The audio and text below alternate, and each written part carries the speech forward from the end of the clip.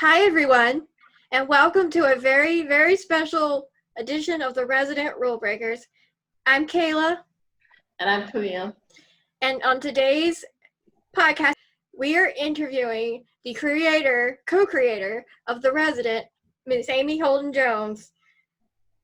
We are so excited and nervous to be talking to her. Co-creator, writer, executive producer. She wears co-runner. She does it all.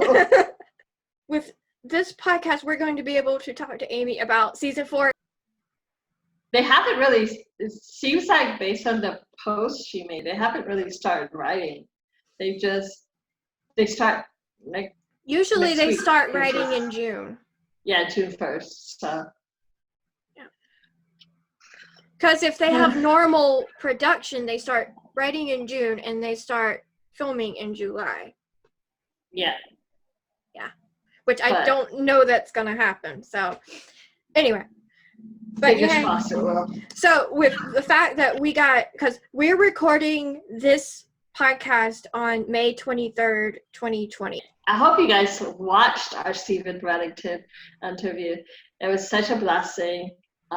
He opened up to us a lot about, his experience on the set. Co-hosted by my dog, Bella.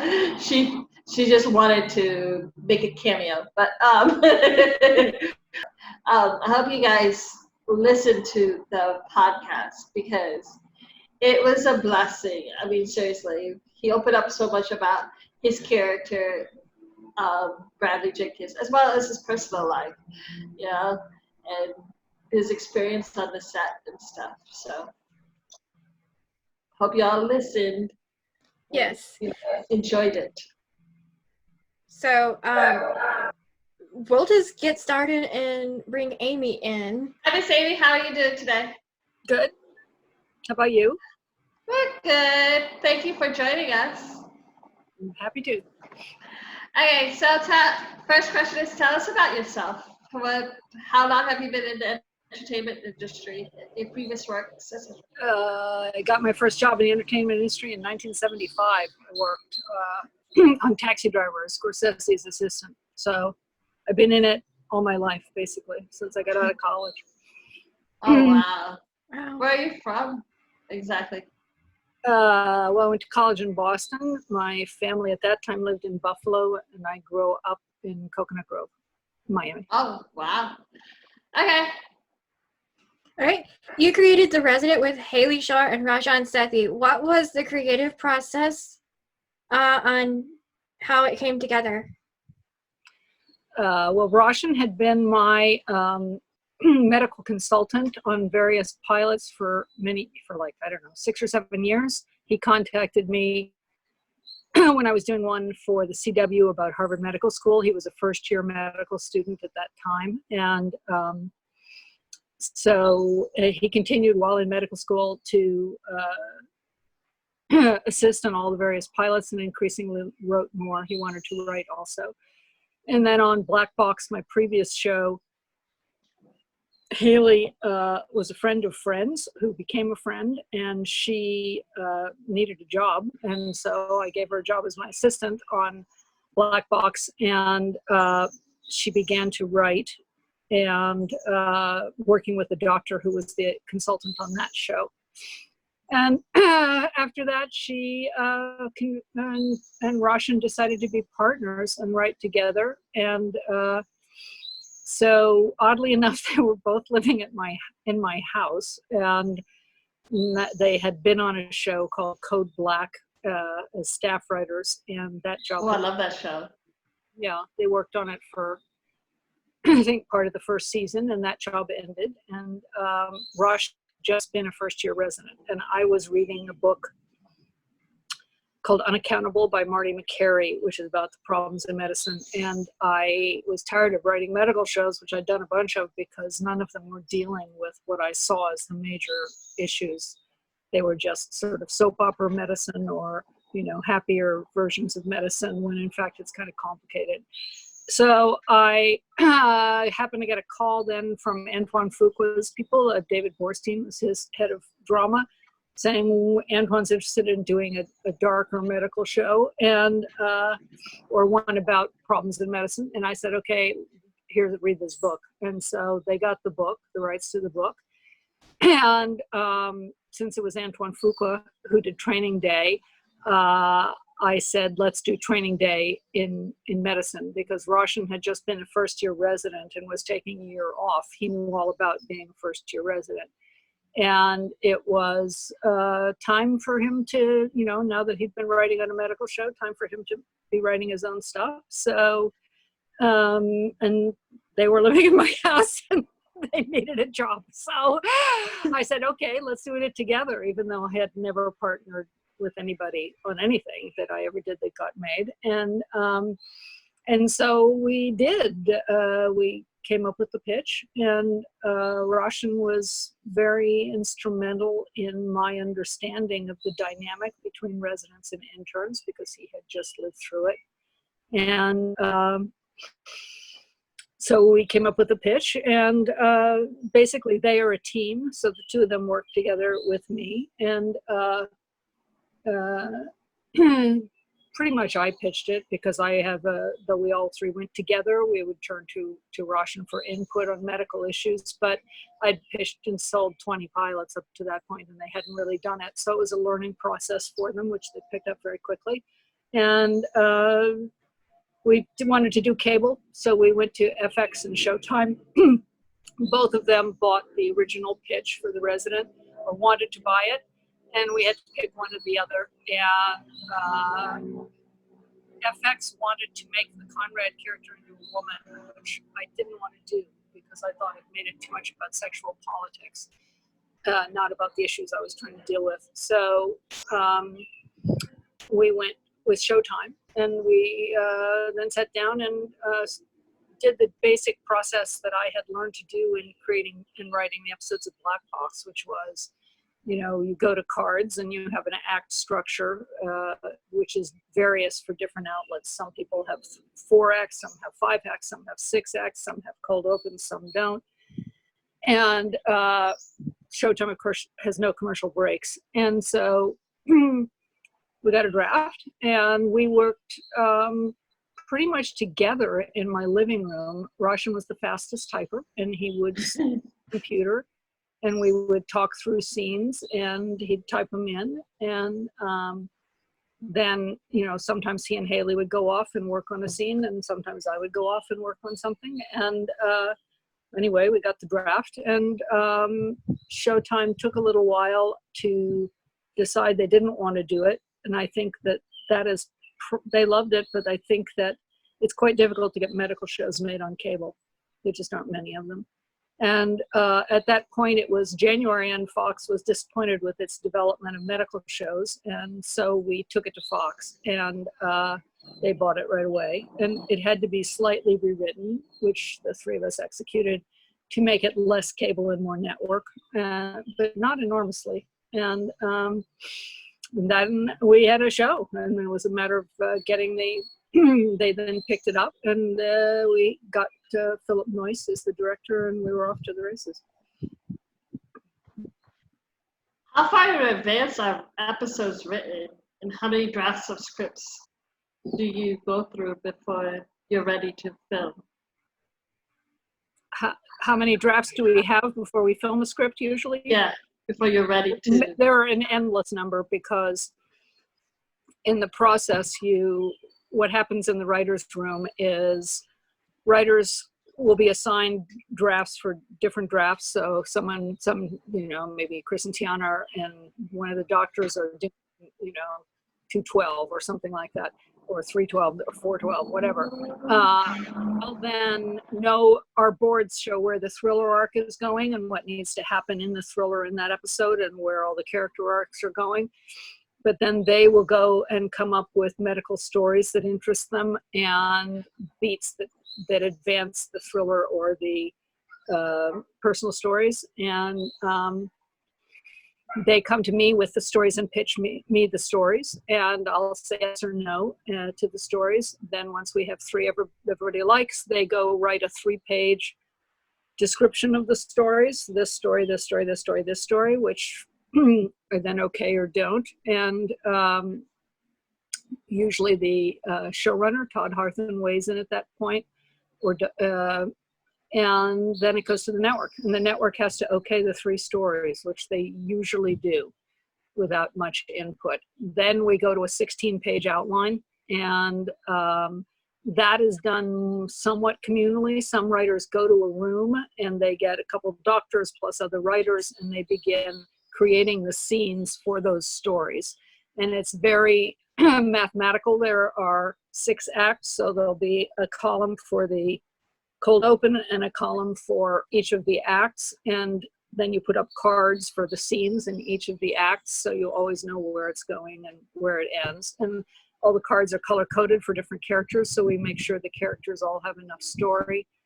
And the writer's room in that group will work on that, and they'll pull me in sometimes for input, and sometimes they'll pull in Andrew Chapman, who's now co-showrunner this next year, or Todd. And then they come back to me again and they pitch it off the cards. And then I usually say yay or nay to the cards. Sometimes there's no alteration to the cards. Sometimes I shuffle the whole deck, and we start again. And then they write up that outline.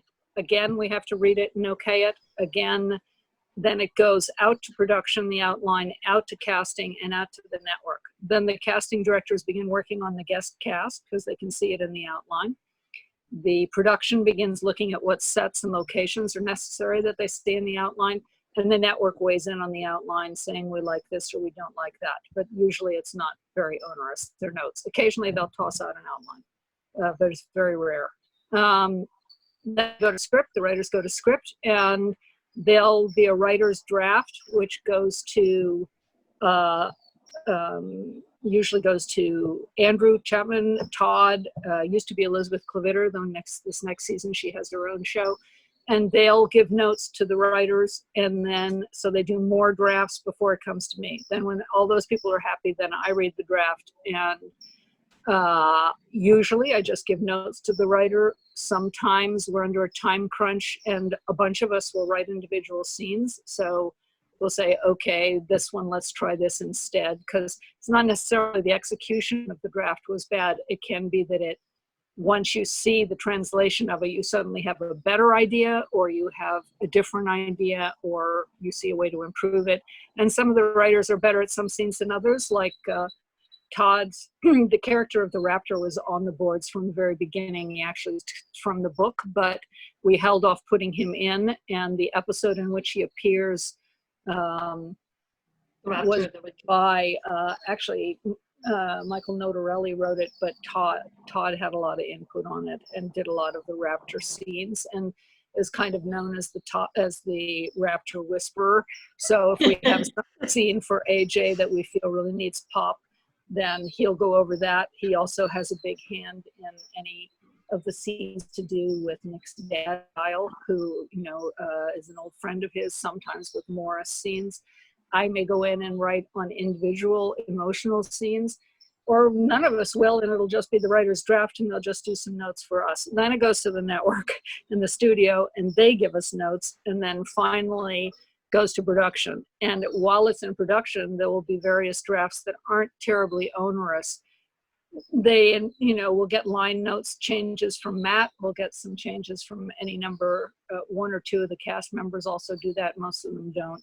And those are incorporated. And then production will have requirements. Like they'll say you have to cut a scene, or we have to move that location, or can that be day instead of night? So each read-one has new color pages. So by the time the thing shoots, the script will have multiple color pages all over the place. It's much more time consuming and complicated than people have any idea. While we're writing brutal schedules, it's brutal. So, and I think other shows do it differently. Some people have different ways to do it.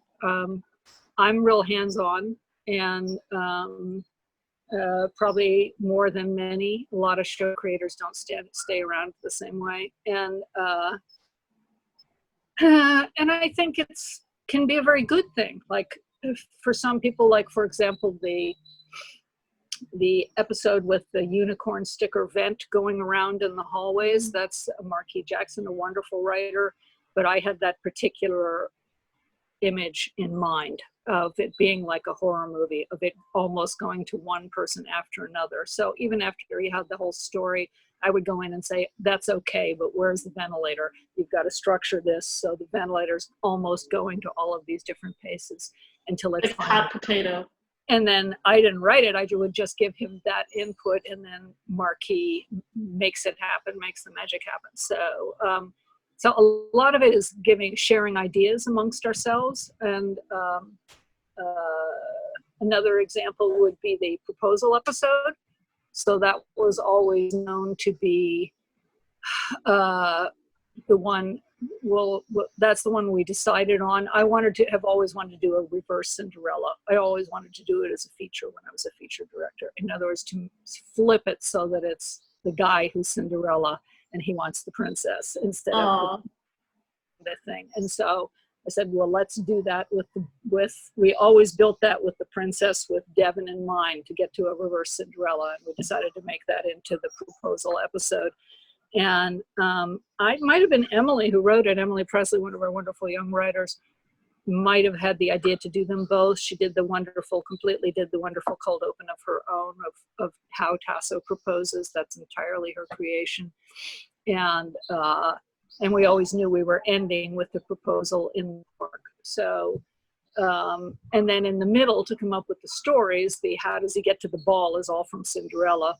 And then I just would tell Emily, give me stories, medical stories that are a little lighter than usual and have some sort of fairy tale bent. And then she came up with the stories and executed them herself. So it varies with each episode, really. And there's the occasional episode which gets completely rewritten from the ground up, where every now and again you see an episode with a writer's name on it who actually didn't write it. And that doesn't happen very often. It's very rare. We have a great staff, but it happens to all writers that occasionally you hit a block and what you thought you were doing just didn't come out right. And then everybody pitches in when that happens. Right. What storylines should we expect next season? Well, we got some weddings coming, that's for sure. Oh, for real? We're getting caught up wedding? She was telling me she didn't think it was going to happen. It's going to happen. Yeah, because I thought it was too soon. I envisioned like a Las Vegas elopement for Jessica and Irving. But like an Elvis impersonator. That's what I had always envisioned. Or maybe even a Dollywood impersonator. They're not going first. Nick and Conrad will go first. So, and it could happen in the first episode of the season, or it could be in a few episodes down. So soon? It's possible. It might be a little bit later. We'll have to see. But we were planning on doing it as the first episode, but then COVID happened. So yeah. I don't know if we'll be able to do that, because one of the big decisions as we start again in a week is how much do we deal with COVID, because obviously we have to deal with it. But since the show won't air until January, it's weird, because what if it's over in January and still doing COVID? That would be not so entertaining for the audience. So we are going to figure that out. And the other thing is that the first 3 episodes have to do what the last ones were going to do that we missed. So we were planning all the way through to our big finale to what happens with Red Rock, what happens with Kane, what happens with, Logan Kim, what happens with all these people. And then we didn't get to do it. So that will be parts of what was 21 that didn't get aired will be in the premiere, and then 22 and 23 will have a lot of what was already planned.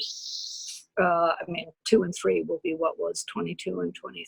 So there's that. And I don't know how many spoilers I'm supposed to give you. I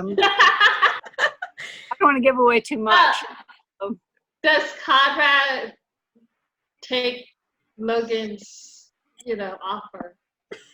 Oh, give that. You're going to have to wait to see what happens. It's a source of contention in the Facebook group. That's all I have to say. And what do they want to do? They're like, no, Conrad wouldn't do that. And I'm like, it makes more sense that he would use it to his advantage. But yeah. Well, things will happen at the hospital just as things are always.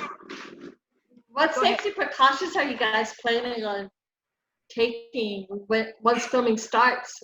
Hopefully this whole coronavirus thing is over, but it won't be over by the time we start, I'm afraid, because they'll probably start shooting in late July or August is my guess, though it might be September. They'll have to take elaborate precautions, and it'll have to keep adjusting depending on what's happening on the ground in Georgia. So, but we have elaborate sets, and I would hope there'll be a tremendous amount of testing, and it can be controlled the way the White House is, where you test everybody, and people wear masks when they're not being filmed, and social distance and all that stuff. So happily, I'm not the one who has to come up with it. There'll be industry-wide standards that they're going to come up with. And since we're not the first back, I think some shows will start shooting in July. We'll probably have some input on how it worked. So right. Everybody's priority. You can see how other shows have done it first. Yeah, everybody's priority is safety. At the same time, I'm mindful, trying to always see all sides of the problem, that the crews want to get back to work and need to get back to work too. So it's complicated. But even getting people out from Los Angeles, my hair is standing up funny, is its own interesting question. I mean, you don't want the cast flying back and forth a lot. So I don't know. They have a lot to deal with, that's for sure. I hope it won't be so bad. I hope they'll have good treatments, or I don't think they'll have a vaccine by the fall, but I hope they'll have good treatment. Will the coronavirus be mentioned in the show again? Yes, the coronavirus will be mentioned in the show again. And it was really early days when we filmed it. We had no idea it was going to turn into what it turned into. But it's going to have to be dealt with. How much, I don't know yet. I really don't. It's probably a bigger problem for New Amsterdam because they shoot in New York. And Bellevue too. Yeah, but I'm sure they're facing what we are, is if you do a whole episode, if you structure it so that the hospital's dealing with it all the time and it's January and they have a vaccine, then what have you done? That's a little weird. So like old story. Yeah, so we'd have to find new stories that you haven't seen already on the news about it. But our consulting very much want us to deal with it. They're dealing with it on a daily basis as they're back at work. And to ignore it would be against one of the aspects of it is, we'll certainly deal with, is the effect that it's had on the hospital finances. So COVID would not be helpful to Red Rock, I'll tell you that, which is already reeling. So, and the other thing we can easily deal with is the hospitals administrations have sometimes been the enemy of their own staff. And, there are strange issues, like they're making doctors and nurses work, especially residents, double, triple, endless shifts, and they don't get paid any more for that. The residents don't. So there's a lot of story. It's a question of, we'll be feeling it forward as we go along. So, which episode of The Resident are you most proud of, and why? Which episode am I most proud of? I would probably be 220 for sure. That one. That's what we predicted. Yeah.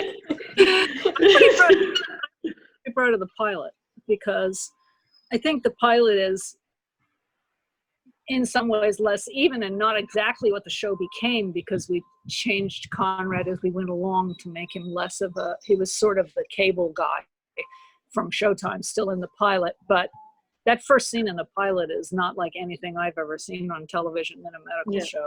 And that's an idea I had in my mind from the very beginning and was determined to do, because I think that one of our missions was to make people realize what my own father, a doctor, taught me, that there are good doctors and bad, just like there are good priests and bad, and good teachers and bad, and that you still have to keep an eye on your own health, and that all procedures are dangerous. And so I'm pretty proud of the pilot, but it isn't a perfect template for what the show became. Emily is so much bigger a character than she was in the pilot, and Conrad changes over time, and it didn't have AJ in it and all that stuff. So I would say 220, which was a very complicated one. There was someone else assigned to write that episode who said that they didn't want to do it because they just felt it was a very late, very like a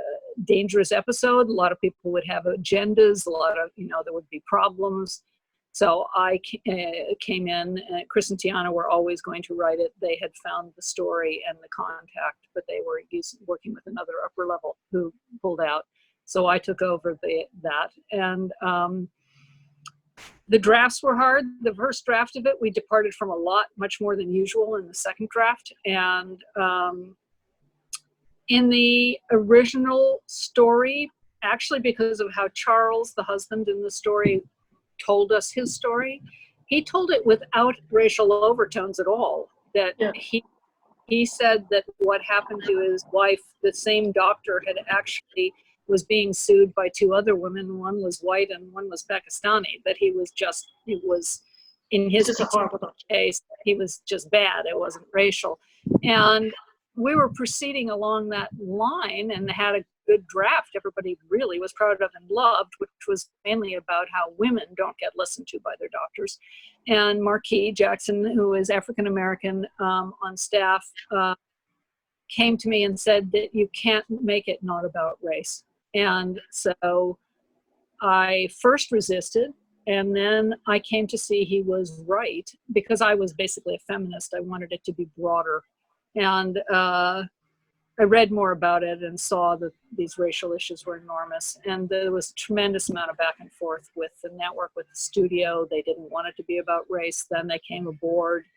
The original director was African-American, but he pulled out also for reasons I can't recall. And then Rob Korn directed it.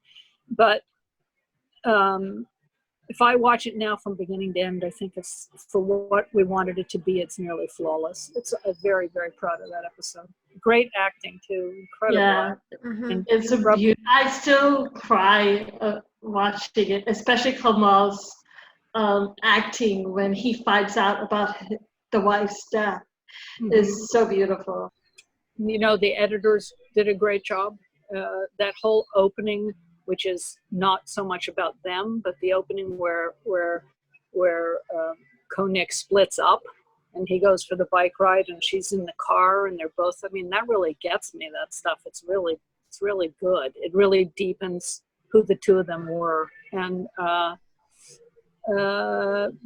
really love that episode very much. And of course it won a Sentinel Award for its content, which we were very proud of.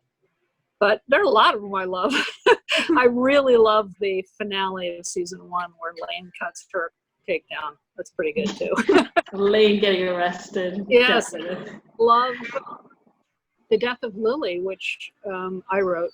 And of course now I'm naming all the ones that I wrote myself.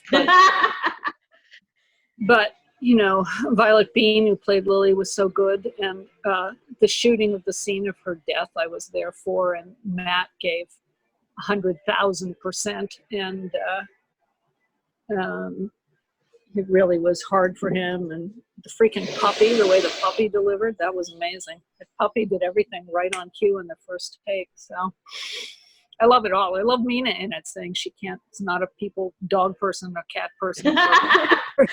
We just talked about that episode, so it was it's really fresh. Yeah. Which ones do you guys like? Obviously, I like Reverse Cinderella. I absolutely love that one. 220 is my favorite. Yeah. There are several that I would list as good, but there's that one just hit me hard.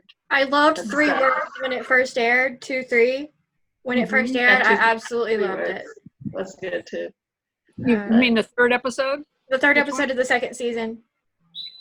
Yes, right. Yeah. Which one was that? I can't remember. The backstory of Connick. Oh yeah, that's a great one. Yeah. How do you determine like the seasonal arc? Who's the villain? For example, like 2nd season was medical device industry, etc. We haven't yet. It's going to be a season that is, they'll always have the same problems, but it's going to be a season that's more focused on soap elements than on a villain. And in fact, Morris is in it again, but his Chestnut, his arc is going to completely surprise you. It's nothing you're going to expect. And I feel like in the season finale, we got to see his like personal side, like a good side. What's that called? Yeah, with Janine and stuff. Was that something you wanted, like? Yes. For him to. Yes. Todd and I spent a lot of time talking about that, and though the whole staff did, about at a certain point in the second half of the season, he was so bad, it was getting repetitive, and it was getting unbelievable. And we tried to think, can we ever bring him back from a moment where he says there's a reason they don't name buildings after nurses, which was part of his low point. And then, and that we all labored over the one where his ex-girlfriend comes back, and we felt we got there with it. And also, I wrote one scene, the scene where he gets confronted in the OR by Conrad about that was a good one. How he lived with himself. Yeah. And Morris, we didn't know. I mean, we knew Morris was great. We didn't know how he'd play the flip, if you could believe it. And Morris made it work. That's a acting triumph. And particularly in that scene, you really see his humanity. But he's not completely redeemed, as you saw in the finale. He's in a middle world right now, where we've seen that there's something else there, but we don't know if he'll get there or not. And the machinations between the threesome of Logan, Kim, and Kane and Conrad are what will play out in the next 3 episodes. And it will take 3 to find out what's happening with Kane. And then but we have huge soap arcs that are going to play out, particularly with Connick in the first half, and they're going to be coping with the financial problems of what happened to the hospital with Red Rock, and personifying the bad guy. We haven't decided on yet, but it'll probably be more institutional. There's always a bad guy, but in season 1 it's very personified in Lane. In season 2 it's the medical device industry. There is a bad guy, but it's the industry. Season 3 it's personified more in it's the corporate medicine, really. Kane is a bad guy, but it's really the ultimate owns Red Rock. And season 4, money in medicine is always going to be the problem, is profit before patience. And so under discussion is really is going at pharma, which we haven't done so much yet. So that might be where it goes. Okay. When casting for the pilot, how much say did you have on which actor got cast for the role? I had a lot of say, though. I have tremendous say in episodes now. I have almost a final say in every episode. But in the pilot, the network and studio will weigh in a lot more. And so will the director, because you get a bigger director. Philip Noyce is a big director and a wonderful guy, too, whose opinion matters tremendously in everything. But for example, in casting Conrad, we read people. There was somebody that that we were interested in, Philip and I, who the network nixed, and I'm so glad. And then we were nowhere with like 2 weeks till we shot. I mean, he hadn't played that part that he plays in the pilot. He'd always been a nicer guy. And so nobody had really gone for it. And then he said he was willing to come in and read. And some of the producers went, oh no, he's all wrong. And I said, no, I wanted to see this guy read. He's a tremendous actor. And so Philip and I were at his reading and we filmed it. And lovely man immediately. And I don't think he'd said 3 sentences before Philip and I turned to each other and went, oh my God, we've got Conrad. He was just so perfect from the very beginning. It was a gift. And Philip brought in Emily. Nick in the pilot was not as big a part because I kind of always had conceived the pilot we had conceived the pilot as the story of the 3 men in the different areas of medicine, the intern who's starry-eyed, the resident who's begun to realize their problems, and the corrupt guy who's been there forever and has given up. And that changed as the series evolved, and it became, as we redeemed Belle and as we got Emily, she became a co-equal lead with Matt immediately because she was as big a television star and because she was such a leaped off the page. You never know what the chemistry will be like between the people. And I remember the day we were shooting the scene where he pulls her into the closet in the pilot, and we all went, oh yes, it works, that's great. So as to all the others, like in the pilot, the network had some more input. So Dana Walden was then the head of drama, pretty much cast Bruce because she really loved him, and she said this is who she wanted, and we went, great. For Manish, we wrote it for Manish. I mean, Roshan is of Indian descent also, and he and I were both really familiar with Manish's work, and we had him in mind when we wrote Devon. And when we cast the Raptor, when we cast Malcolm, that was fascinating. We read a whole bunch of people, and he was always such a nice guy on screen, and it was difficult. So Todd, who wrote it originally, was dubious, and he wasn't sure even after he saw the read, but I picked him off of the list. I went, oh my God, Malcolm Jamal Warner, we have to see Malcolm Jamal Warner because I love him. And we had a wonderful writer, Nkechi Carroll, who Todd really trusts her opinion, and who was also African American. And she watched it, and I watched it, and she said, "No, Todd, this is the guy," and that convinced him. And as soon as he did his first scene, Todd was absolutely thrilled with him, absolutely thrilled. So, and he said, I can't imagine anybody else playing I can't the Raptor. There's like no one who can do it.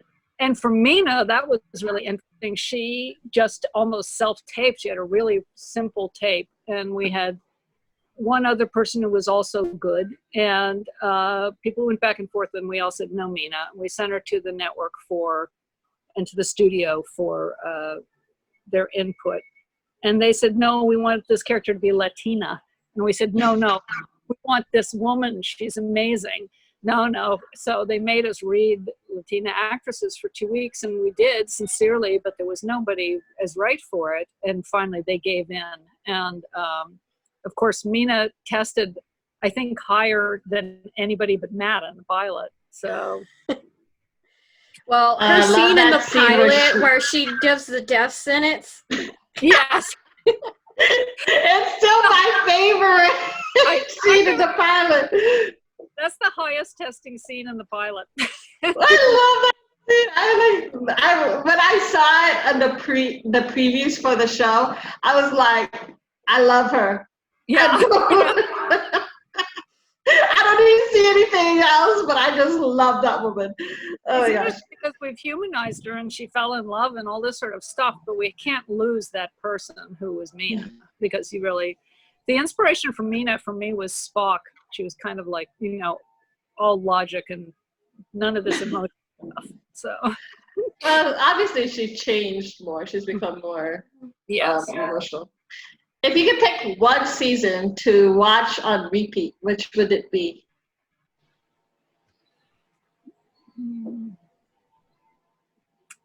Wow, that's tough.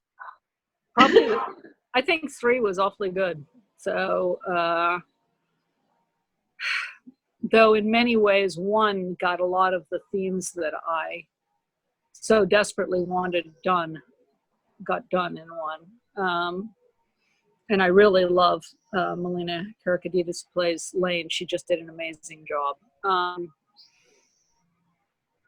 I'd probably say 3, though. I think we had a really great season. It was really exceptional. It was long, but though of course we didn't get to end it, we were so disappointed because our last 3 episodes were so great on the page. But we'll get them there. How about you? Which one do you guys like? Season 3 is my favorite. Yeah. Like, I just like, because I was telling because I live in South Carolina, and everything's open. Everything's not, like, just everything. But I went to the hairdresser yesterday, and I wore my mask and everything. But I was telling her about it, and I was like, season 3, when you get to it, you need to text me and say if it's not the best season yet. For me, I would say the first season. But Yeah. I loved the whole, like, I hated Lane. Yes. So much. Yeah, she was. Miss Melina just like portrayed that so well, and I'm like, the whole time I'm like, she's such a bitch. Like, Yeah. And it gets worse and worse and worse and worse, and I'm just like, and so then when she got arrested, it was just like redemption. I was like, yes, the guys win. That episode's great where she gets hers. I love that. And Bruce is great in it when he kind of tricks her. That scene in his office. Yeah. It's really great. Yeah. You guys talked to Emily Presley, who wrote the proposal episode. She is a fascinating look into this series because I met Emily when I taught a week at Western North Carolina University, and she was one of the students, and I just thought she was exceptional. And so I offered her a job as a PA in the first season, and so she was a writer's production assistant. And then she wrote a spec pilot at the end of it, which I thought was exceptional. And then next season, the second season, she was a writer's room assistant, and she co-wrote an episode. And then this next season, we finally were able to give her her own episode. And next season, she's officially on staff. And so she's only 25 or so years old. And she's, came up with the show. So she has a very particular... She grew up with it. She's also just really terrific. Last question. If you weren't working in the entertainment industry, what would you be doing? If I weren't in the entertainment industry, I'd probably be a teacher. I'd probably be a college professor is my guess. But I don't know of what, since it couldn't be entertainment, maybe writing. So I only became a writer because I was in the entertainment industry. I started out as a director of documentaries and then low budget features. And in order to get a feature to direct, I had to write or rewrite an existing script. And so I had to teach myself to write. And as time went on, women, when I did the directing, weren't allowed really to direct, hardly at all. And people kept hiring me to write, but not to direct. So, like, I wrote Mystic Pizza for myself to direct, but I wasn't allowed to direct it. And gradually I became a writer. Since most of the jobs were writing, I just became a writer. So would you ever direct an episode of The Resident? I could anytime I want to, and so far I haven't wanted to, because when you do that, you lose about a month in the writer's room, and you have to go to the set and shoot and do all this other stuff, and then not be there for the writers. And what I loved about directing most of all was pre-production, finalizing the script, casting it, and post-production editing. And I do all that in LA. Actually being on the set for 12-hour days and stuff is harder.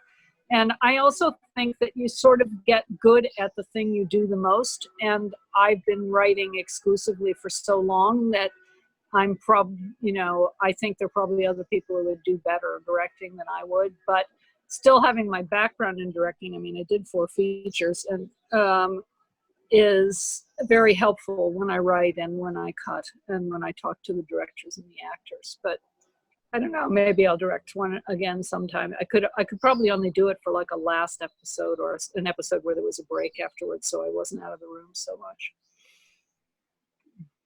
Thank you so much for allowing us to interview you. Oh, please, no problem.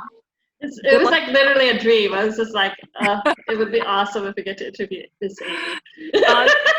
I love the fans. There's nothing so satisfying as feeling like this thing that came out of your head means something to other people as well as to you. It's a wonderful. Yes. Wonderful But you're very active in the fandoms. It's awesome. Like so rare that like you get to interact with the creator. Like, hey, Miss Amy, how? I really enjoy the input of what people like and don't like from the show. Sometimes I don't respond to it. There are a lot of people saying, I'm sick of Kane, I'm sick of Red Rock, I hate Kane, I hate Red Rock. And I responded to it to the sense of knowing you had to deepen Kane, but otherwise that I did not respond to because I knew we're supposed to hate the villains. That's the way it is. And a lot of medical shows don't really have villains. It's part of what makes ours unique. And there are villains in medicine. There are. Yeah. Mm-hmm. So, but I also love to see, how many people loved the proposal episode. That tells me we need some more stuff like that. We need some more lighter stuff. We need some romantic stuff, as much as possible. Yeah, definitely. All the episodes that had the lighter tones, I loved. So, like Dollywood. Dollywood was great. One of Oh mine. my God. You like mine? That's good. Todd, Sherry, wrote a lot of that was awesome. It was great, wasn't he? Yeah. Yeah. I love that episode too. That's a sort of a classic episode, more like some other shows because it has very little thriller in it. It's really the medical stories and the personal stories. So we try to throw those in too, so that every episode isn't thriller. It's got to have some that are not like that. But I also really love the scenes this year with Kyle and Nick. This whole arc of the dad, which Todd Harthan, the showrunner, had a lot to do with, and the Julie Bear, who directed the episode where he really almost kills himself, did an amazing job. Which is also the episode when Conrad got his groove back. I believe it's the same episode. Mm-hmm. Yeah, that's a really great episode. She's a marvelous director. She just did an amazing job on that one. Anyway, nice meeting you guys. Thank you so much for joining us. You have a good day. You too. Yeah. Bye. Bye. We want to say thank you to Miss Amy for agreeing to be on the podcast. We are so grateful. Like we said, she's so in on this fandom, which is so rare for a show creator, showrunner to be in on the fandom and to support stuff like this, because we're truly just, both of us, just fans of The Resident. Neither of us are really like, we're just normal people. That's all. We're just normal people. Yeah. I work a day job and everything. None of us are, but yeah. So thank you, Miss Amy. Well, don't forget to tune in to next week. We will be celebrating Manish's birthday with like a Devon-centered podcast. Then so the Devon highlights, if you will. The following week, our podcast, we will be interviewing Radek Lord, who portrays Grayson, Belle's assistant. We're going to talk about him working with Bruce Greenwood. How awesome is that? It's crazy. And then I just got confirmation from Jessica Meisel that she'd be willing to. So, did you get any surprises in her answers? Like, were you surprised by any of it? Not the wedding. I mean, I thought they would build up the wedding over the course of the season. Yeah. And give us like a finale. Yeah. So I that's what I was expecting, was a seasonal arc of them planning the wedding. I wasn't expecting it to be in the earlier episodes. Yeah. What I do hope for the wedding and Miss Amy, I really, really hope that we get to see, one, we get to see Kyle walk Nick down the aisle, and two, we need Marshall. Yes. We need the dads. But I maybe my pitch of Jessica and Irving eloping in Vegas with an Elvis impersonator or something. She liked it. Yeah, it just seems like a very Jessica and Irving thing to do. It doesn't. To me, they don't seem like a walking down the aisle in a white dress and organs playing or anything like that. They seem like a very Elvis impersonator. One thing that I was, and I feel like a lot of the fans might be most surprised about this, is that Matt wasn't the original choice for Conrad. Mm-mm. No. Like, she said that they had another person at first, but then Matt came in to read it, and her and Philip wanted Matt, but the network took some convincing. So before we go, we just want to mention some stuff. First off, we have a Patreon account. And we don't like asking for money, but the podcast is growing, as you are well aware. The month of June is interviews, and to be able to continue growing it, we need supporters. We need patrons. And so you can go to patreon.com/the Resident Podcast, and any dollar amount, cancel anytime. And on there's going to be like little special sneak peeks of interviews and of podcasts that we do in the future. So, also, we're going to have like bloopers and whatever we don't, like maybe like, for like, let's say for the interviews, we edit a lot of stuff out because we want the podcast to be under an hour. So if you become a subscriber for our podcast, you are able to support us with any money, anything.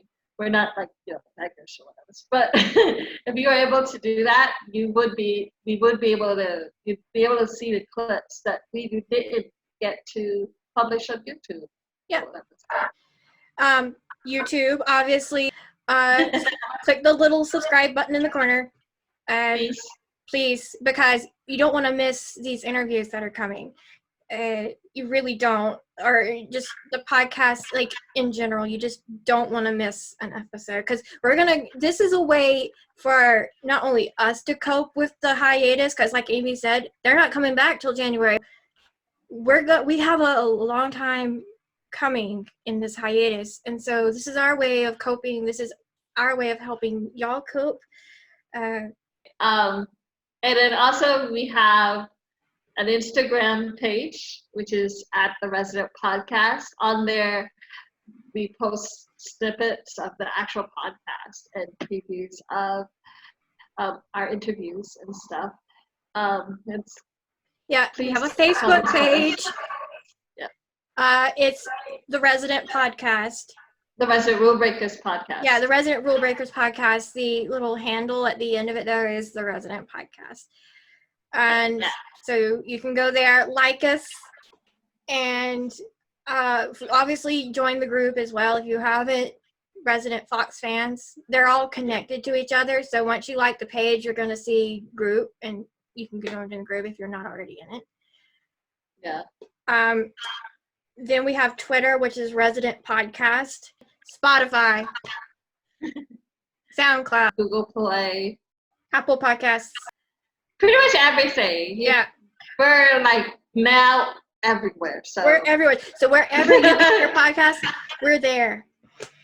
But But seriously, you guys, thank you for listening to us. Of cool content coming for the month of June.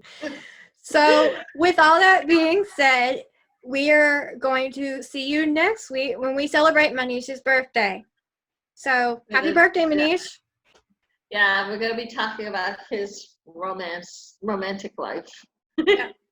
So and, also his progress as a doctor. Yeah, I believe that he's become a good doctor. So with all that being said, we are going to sign off. I'm Kayla. And I'm Camille. Bye. Have a wonderful day. Bye, guys.